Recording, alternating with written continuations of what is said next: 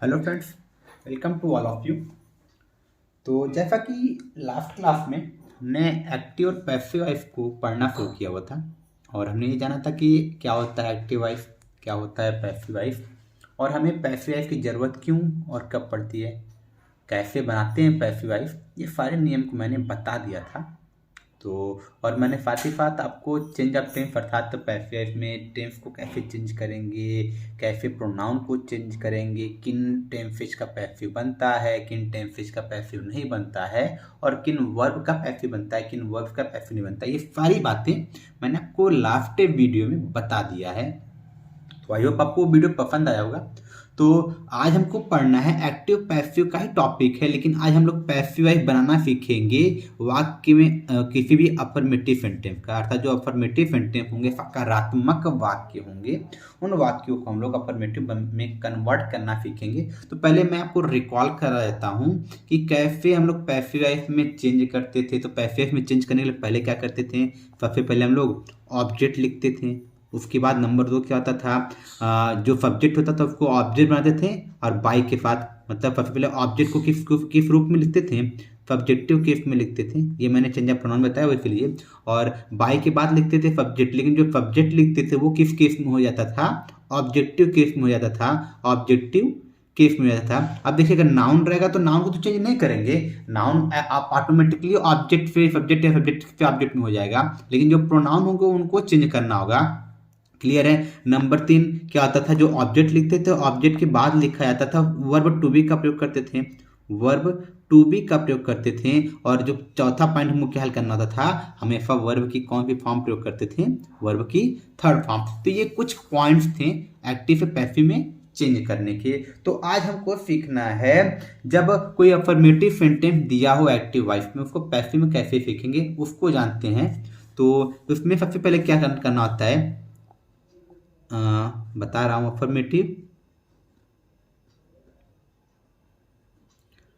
Affirmative sentence को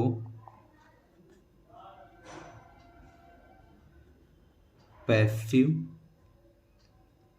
voice में बदलने का स्ट्रक्चर। तो सीधे स्ट्रक्चर के थ्रू समझेंगे। यहाँ पर हमको ट्रांसलेशन तो सीखना नहीं है, ट्रांसलेशन के लिए अलग से प्लेलिस्ट में बनाया हूँ, वहाँ पर ट्रांसलेशन तो बता ही रहा हूँ। तो सीधे डायरेक्टली हम लोग स्ट्रक्चर को जानते हैं, स्ट्रक्चर के थ्रू हम लोग अफर्मेटिव सेंटेंस को पैसिव वॉइस में बदलेंगे। तो स्ट्रक्चर क्या होगा अफर्मेटिव सेंटेंस का, जहाँ पर कोई भी टेंस हो वो किस स्ट्रक्चर को फॉलो करके पैसिव में बदला जाएगा। मैं उस स्ट्रक्चर को लिख रहा हूँ, बार बार स्ट्रक्चर अलग अलग टेंस का लिखने से हमारे पास स्ट्रक्चर की भरमार हो जाएगी, बहुत ज़्यादा स्ट्रक्चर हो जाएंगे। तो मैं एक नॉर्मली वो स्ट्रक्चर बताता हूं जिसको हमको यूज करना है। और पीछे जो मैंने ये चेंज ऑफ टेंस बताया हुआ है, इस चेंज ऑफ टेंस को हमने याद कर लिया है तो उस स्ट्रक्चर में बस इन वैल्यूज को पुट करेंगे और हमारा पैसिव वॉइस में कन्वर्जन हो जाएगा। तो मैं आपको स्ट्रक्चर बता रहा हूँ, स्ट्रक्चर क्या हमारे पास है पैसिव बदलने का अफर्मेटिव सेंटेंस के लिए। यहाँ पर सबसे पहले लिखा जाएगा ऑब्जेक्ट, अर्थात जो सब्जेक्ट होगा उसको ऑब्जेक्ट में ऑब्जेक्ट लिखेंगे, ऑब्जेक्ट को सब्जेक्ट बनाएंगे। तो इसलिए किस केस में आएगा, सब्जेक्टिव केस में आएगा। उसके बाद क्या लिखेंगे, इसके बाद लिखेंगे हेल्पिंग वर्ब, हेल्पिंग वर्ब लिखेंगे। उसके बाद क्या लिखेंगे, वर्ब की थर्ड फॉर्म, और ये हेल्पिंग वर्ब टू बी के अनुसार होगा तो ये लिखेंगे। उसके बाद क्या लिखा जाएगा, बाई लिखकर जो सब्जेक्ट होगा उस सब्जेक्ट को लिखेंगे, लेकिन वो सब्जेक्ट किस रूप में आएगा, वो सब्जेक्ट आएगा ऑब्जेक्टिव केस में, मतलब ऑब्जेक्ट के रूप में आएगा। अर्थात सपोज दैट मैं आपको अगर ये नहीं समझ में आ रहा कि ऑब्जेक्ट कैसे पहले लिखेंगे, मैं ऑब्जेक्ट यहाँ पर पहले नहीं लिख रहा हूँ, ऑब्जेक्ट में सब्जेक्ट बना रहा हूँ, दैट इज वाई मैंने यहाँ पर सब्जेक्टिव केस लिखा हुआ है ऑब्जेक्ट को। यहाँ पर कोई कहेगा सब्जेक्ट यहाँ पर कैसे लिखा जाएगा, तो ये सब्जेक्ट नहीं है, ये मैं बस आपको दिखाना चाह रहा हूँ कि यहाँ पर जो एक्टिव वॉइस का सब्जेक्ट होगा उसको यहाँ पर लिखा जाएगा, लेकिन वो किस केस में हो जाएगा, वो हो जाएगा ऑब्जेक्टिव केस में। या फिर सीधे शब्दों में अगर एक्टिव वॉइस में आई रहा होगा और सब्जेक्ट की जगह और मी रहा होगा ऑब्जेक्ट की जगह, मी नहीं चलिए हिम लिख देते हैं, हिम रहा होगा ऑब्जेक्ट की जगह, जो इसको पैसिव में चेंज करेंगे तो हिम को उठाकर पहले ऑब्जेक्ट सब्जेक्ट बनाना होगा। तो हिम तो लिखेंगे नहीं, तो हिम का सब्जेक्टिव केस क्या होगा, हिम का सब्जेक्टिव केस हो जाएगा, हिम का सब्जेक्टिव केस क्या जगह ही हो जाएगा। इसी प्रकार ये सब्जेक्ट आई था, इसको बनाना है हमको ऑब्जेक्ट, तो हम लोग सब्जेक्ट लिखेंगे लेकिन किस केस में लिखेंगे, ऑब्जेक्टिव केस में लिखेंगे। तो आई का ऑब्जेक्टिव केस क्या होता है, मी होता है। तो आई होप आपको समझ में आ गया हो कि ये स्ट्रक्चर किस रूप का होगा। तो इस स्ट्रक्चर को फॉलो करके हम लोग यहाँ पर कुछ दिए गए अफर्मेटिव सेंटेंस को कन्वर्ट करेंगे पैसिव वॉइस में, और मैं यहाँ पर हर टेंस से रिलेटेड एग्जाम्पल दे रहा हूँ ताकि आपको हर टेंस से रिलेटेड एग्जाम्पल का पैसिव वॉइस यहाँ पर समझ में आ जाए। तो यहाँ पर मैं कुछ एग्जाम्पल्स को ले लेता हूँ। तो यहाँ पर हमारे पास कुछ एग्जाम्पल्स हैं, तो चलिए इन एग्जाम्पल्स को हम लोग पैसिव में चेंज करते हैं। ये सभी जितने भी एग्जाम्पल्स मैंने लिया हुआ है एक्टिव वॉइस में लिया हुआ है। तो फर्स्टली हमको क्या काम करना होगा, जब पैसिव वॉइस में चेंज करेंगे तो हमको क्या करना होगा, सबसे पहले इस वाक्य का ऑब्जेक्ट लिखना है। किस केस में, सब्जेक्टिव केस में। तो कुछ लोगों को समस्या होती है कि ऑब्जेक्ट कैसे ढूंढते हैं, तो यहाँ मैं बताता हूँ कि ऑब्जेक्टिव यूजुअली दो प्रकार के होते हैं, पीछे बताया हुआ हूँ, ऑब्जेक्ट डायरेक्ट ऑब्जेक्ट और इनडायरेक्ट ऑब्जेक्ट। जब डायरेक्ट ऑब्जेक्ट ढूंढना होगा तो क्या शब्द हिंदी में और इंग्लिश में वाट शब्द क्रिया के साथ लाकर प्रश्न करने पर आमतौर में जो शब्द मिलेगा वो हमारा आ जाएगा डायरेक्ट ऑब्जेक्ट। और एक इनडायरेक्ट ऑब्जेक्ट होता है जो सजीवों के लिए प्रयुक्त होता है, जब किसे या किसको शब्द लाकर प्रश्न करें, किसे या किसको शब्द लाकर हिंदी में और इंग्लिश में क्या होता है whom, यह शब्द लाकर प्रश्न करें और उत्तर में जो शब्द प्राप्त होगा वो हमारा क्या हो जाएगा ऑब्जेक्ट, और कौन सा ऑब्जेक्ट हो जाएगा इनडायरेक्ट ऑब्जेक्ट होगा।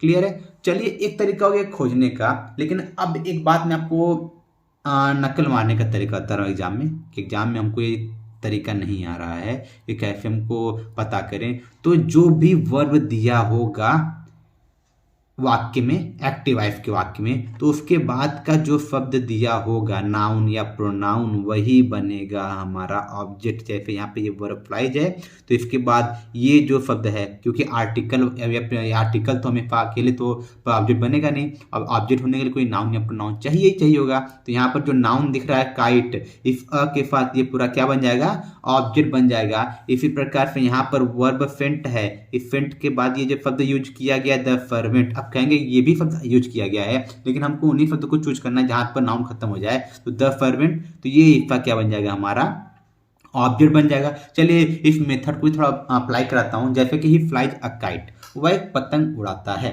तो अच्छा वह क्या उड़ाता है, देखिए क्या प्रश्न कर रहा हूं, वह क्या उड़ाता है, तो आंसर क्या मिलेगा काइट, पतंग उड़ाता है, मतलब कि वह क्या उड़ाता है। तो ये हमारा क्वेश्चन बना, तो क्या का आंसर क्या मिलेगा, क्या का आंसर मिलेगा काइट। तो इस क्या से देखिए, और काइट जो हमको ऑब्जेक्ट मिला है ये एक डायरेक्ट ऑब्जेक्ट है, क्योंकि ये सजीव निर्जीव होता है, सजीव होता नहीं है, एक निर्जीव है, तो ये कौन सा ऑब्जेक्ट हो गया है, ये हो गया है डायरेक्ट ऑब्जेक्ट। तो आई होप आपको ये दोनों तरीके समझ में आ गए होंगे। तो इसको पैसिव में चेंज करते हैं, हमको सबसे पहले लिखना है ऑब्जेक्ट, और किस केस में आएगा सब्जेक्टिव केस में, तो अ काइट आ जाएगा हमारा यहाँ पर सबसे पहले अ काइट। अब यहाँ पर देखिए फ्लाइज प्रेजेंट इंडेफिनिट टेंस है, प्रेजेंट इंडेफिनिट कैसे, क्योंकि वर्ब की फर्स्ट फॉर्म में ईएफ जुड़ा हुआ है, तो ये फ्लाइज हो गया है। अब ये सॉरी आई ईएफ जुड़ा हुआ है, वाई हटाकर आई ए जुड़ा गया है, तो ये प्रेजेंट इंडेफिनिट टेंस है। और मैंने बताया हुआ है चेंज ऑफ टेंस में जब वर्ब की फर्स्ट फॉर्म होती है या डू वर्ब की फर्स्ट फॉर्म होती है, डूटा जो होता है, तो वो किस में चेंज होता है, वो चेंज होता है इज एम आर और वर्ब की थर्ड फॉर्म में। तो यहाँ पर अ काइट ये सिंगुलर है, तो इसके साथ क्या यूज करेंगे इज, अ काइट इज। अब क्या लिखना है वर्ब की थर्ड फॉर्म, और फ्लाई का थर्ड फॉर्म क्या होता है फ्लोन, ठीक है phloem, a kite is phloem. अब जो ऑब्जेक्ट होगा उसको लास्ट में लिखना होगा, लेकिन उसके पहले क्या प्रयोग करेंगे बाई का प्रयोग करेंगे। तो यहाँ पर क्या आ जाएगा बाई, और एक ऑब्जेक्टिव केस क्या होता है, एक ऑब्जेक्टिव केस होता है हिम। तो देखिए मैंने सब्जेक्ट को तो यहाँ पर लिखा है, लेकिन किस केस में लिखना था ऑब्जेक्टिव केस में, इसलिए मैंने ही को किस में कन्वर्ट कर दिया है हिम में कन्वर्ट कर दिया है। अब यहाँ पर लेकिन जब नाउन था तो मैंने जब इसको यहाँ पर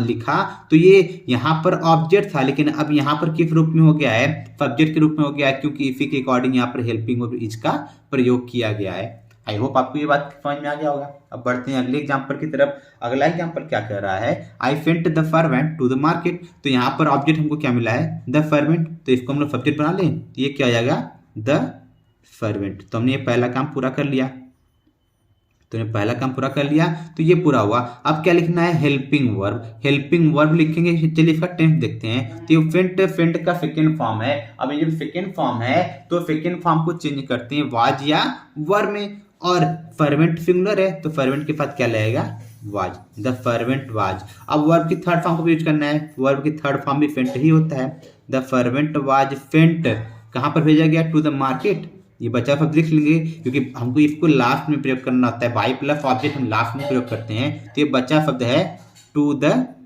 मार्केट, ये हमने लिख लिया टू द मार्केट। अब आई को मी बनाएंगे, लेकिन उसके पहले क्या लिखेंगे बाई, और लास्ट में क्या आ जाएगा मी।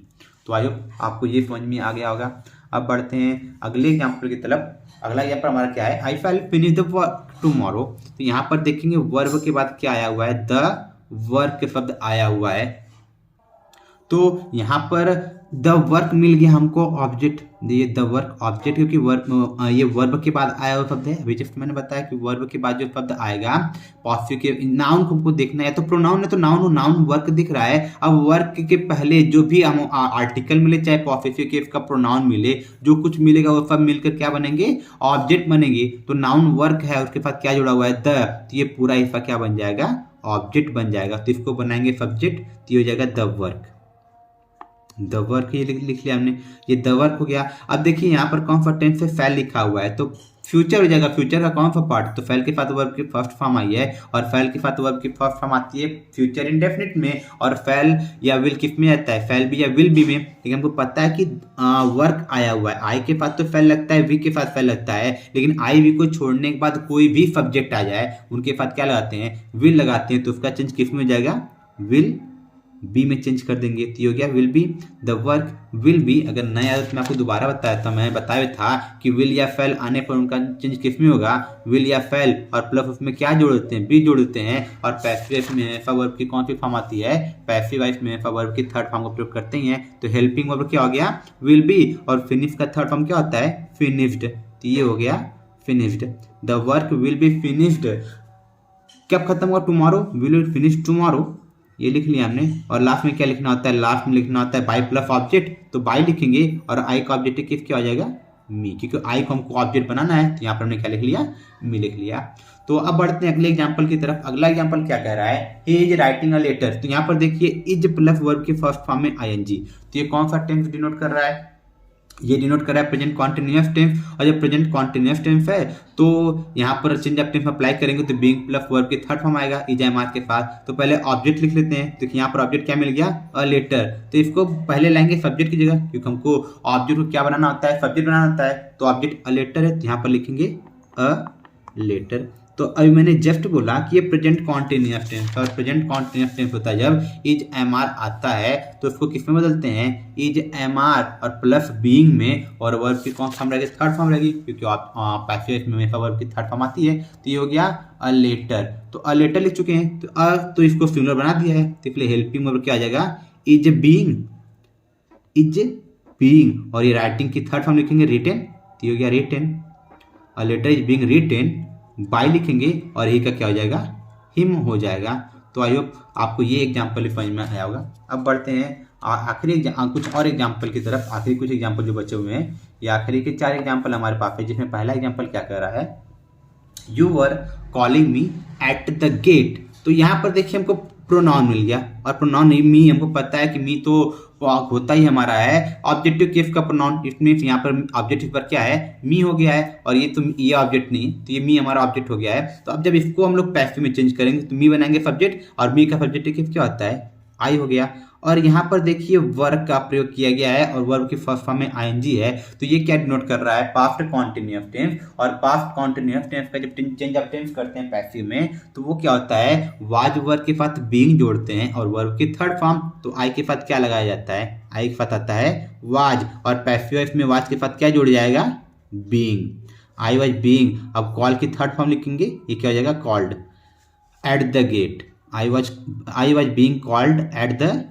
गेट, ये तो लिख लिए हम। अब बचा क्या है, बचा है यू। अब यू को किस में चेंज कर देंगे, बाई प्लस ऑब्जेक्ट में, तो बाई लिखेंगे, और यू का ऑब्जेक्टिव किस भी क्या होता है, यू ही होता है। तो इस प्रकार से ये हमारा हो गया। अब बढ़ते हैं अगले एग्जाम्पल की तरफ। I have written the letter. तो यहाँ पर ऑब्जेक्ट क्या है, द लेटर। देखिए वर्ब हमको रिटर्न दिख गया, और रिटर्न के बाद नाउन हमको लेटर दिख रहा है, और लेटर के साथ क्या जुड़ा हुआ है, द। तो ये पूरा हमारा बन गया है ऑब्जेक्ट, इसको सब्जेक्ट बनाएंगे, तो ये हो गया अ लेटर। तो ये हमने लिख लिया। अ लेटर लिखने के बाद टेंस देखते हैं, ये हैव लिखा हुआ है, हैव लिखा है, तो प्रेजेंट परफेक्ट टेंस है और प्रेजेंट परफेक्ट टेंस का चेंज ऑफ टेंस क्या होता है, हैज हैव के साथ क्या जुड़ जाता है, बीन जुड़ जाता है। Now tell me a letter, ये तो सिंगुलर सब्जेक्ट हो गया है, आई के साथ तो हैव लगा था, लेकिन हमको पता है प्रेजेंट परफेक्ट टेंस मैंने बताया हुआ है कि ही सी इट आ जाए या फिर कोई सिंगुलर नाउन आ जाता है तो उसके साथ क्या जोड़ते हैं, उसके साथ हेल्पिंग वर्ब आता है हैज, और ये पैसिव में कर रहे हैं तो हैज के साथ क्या जुड़ जाएगा, बीन। तो ये क्या हो जाएगा, अ लेटर हैज बीन। अब वर्ब की थर्ड फॉर्म तो ऑलरेडी दिया हुआ है क्योंकि हैव के साथ वर्ब की थर्ड फॉर्म आती है प्रेजेंट परफेक्ट में, तो ये इसको लिख लेंगे written, a letter has been written. अब बाय लिखेंगे और आई का ऑब्जेक्टिव क्या हो जाएगा, मी। तो इस प्रकार से इस वाक्य को भी हमने पैसिव में कन्वर्ट कर लिया है। अब बढ़ते हैं अगले एग्जाम्पल की तरफ। अगला एग्जाम्पल क्या कर रहा है, He had spoken the truth before the case ended। अब देखिए यहाँ पर दो कार्य का होना पाया जा रहा है, तो हमको सिर्फ और सिर्फ जो पहला हिस्सा होता है बिफोर के पहले वाला उसी को पैसिव में कन्वर्ट करते हैं, और जो बिफोर के बाद वाला हिस्सा होता है इसमें कोई चेंज नहीं करेंगे, उसको एज इट इज लिख लेंगे। तो जब इसको चेंज करेंगे तो हमको दिख रहा होगा कि हैड आया हुआ है, मतलब पास्ट परफेक्ट है। तो यहाँ पर ऑब्जेक्ट क्या दिख रहा है, द ट्रुथ, इसको सब्जेक्ट बनाएंगे तो ये क्या आ जाएगा, द ट्रुथ। ये हमने लिख लिया। द ट्रुथ को लिखने के बाद हैड का पैसिव क्या होता है, हैड बीन होता है, तो यहाँ पर क्या लिख लेंगे, had been, the truth had been. और यहाँ भी पास्ट परफेक्ट वर्ब की थर्ड फॉर्म ही आती है तो थर्ड फॉर्म का प्रयोग करना ही है, तो ये क्या हो जाएगा, spoken, the truth had been spoken. अब जो सब्जेक्ट पर बचा है उसको क्या बनाएंगे, बाई प्लस ऑब्जेक्ट, बाई, और ही का ऑब्जेक्टिव क्या होता है, हिम। अब देखिए ट्रुथ के बाद का हिस्सा जो था इसको इसके तुरंत बाद लिख लेंगे, तो ये क्या आ जाएगा, बिफोर द केस एंडेड। तो इस प्रकार से इस दिए के सेंटेंस को भी हमने किस में बदल लिया है, इसको बदल लिया हमने पैसिव वॉइस में। तो ये रहा आज का आखिरी सेंटेंस। देखिए आखिरी टेंस भी है, तो हमने अगर लाइन से पढ़ा तो अगर आपने लाइन से देखा होगा तो पहला सेंटेंस हमारे पास प्रेजेंट इंडेफिनिट था, दूसरा पास्ट इंडेफिनिट, तीसरा फ्यूचर इंडेफिनिट, चौथा था हमारा प्रेजेंट कॉन्टिन्यूअस। उसके बाद हमने जो पढ़ा जिसको हमने पैसिव में चेंज किया है ये हमारा था पास्ट कॉन्टिन्यूअस। उसके बाद हमने पढ़ा प्रेजेंट परफेक्ट, ये पास्ट परफेक्ट, और जो लास्ट पढ़ने जा रहे हैं अगर आप इसको ध्यान से देखेंगे तो विल हैव का प्रयोग किया गया वर्ब की थर्ड फॉर्म के पार्ट, तो ये कौन सा टेंस हो गया है, ये हो गया है फ्यूचर परफेक्ट टेंस। तो यहाँ भी बिफोर का प्रयोग किया गया है, तो बिफोर के बाद का जो हिस्सा लिखा गया है उसमें कोई चेंज नहीं करेंगे, जो भी पैसिव बनेगा बिफोर के पहले ये जो हिस्सा है ही से लेकर वर्क तक इसको ही पैसिव में चेंज करेंगे। तो यहाँ पर हमको ऑब्जेक्ट क्या मिला है, द वर्क, तो इसको सबसे पहले लिख लेंगे द वर्क। और हमने चेंज ऑफ टेंस पढ़ा हुआ है, विल हैव को चेंज करते हैं विल हैव बीन में, और द वर्क के साथ विल ही आएगा, तो ये क्या हो जाएगा, the work will have been. और फ्यूचर परफेक्ट में वर्ब की थर्ड फॉर्म आती है, अर्थात ये कौन सी फॉर्म है, वर्ब की थर्ड फॉर्म है, तो ये हो गया done, the work will have been done. अब जो सब्जेक्ट है उसको बनाएंगे ऑब्जेक्ट, उसके पहले क्या लिखेंगे, बाई, और हिम का क्या रहता है, हिम। अब बचा शब्द क्या है, बिफोर ही स्लिप्स, तो ये लिखेंगे बिफोर ही स्लिप्स। तो इस प्रकार से हमने यहाँ पर जितने भी टेंसेज हैं जिनको हम लोग पैसिव में कन्वर्ट कर सकते हैं अफर्मेटिव सेंटेंस के, आठों टेंस के अफर्मेटिव सेंटेंस के एग्जाम्पल को मैंने स्ट्रक्चर के थ्रू यहाँ पर पैसिव वॉइस में बदलना सिखा दिया है, और ये भी पहचानना सिखा दिया है कि कैसे हम लोग ऑब्जेक्ट को पहचानते हैं किसी वाक्य में। तो आई होप आपको यह वीडियो क्लास समझ में आया होगा, और अगर पसंद आया हो तो इसको लाइक जरूर करें वीडियो को, और इसको अधिक से अधिक शेयर करें, सब्सक्राइब करें। थैंक यू, धन्यवाद, टाटा, बाय बाय।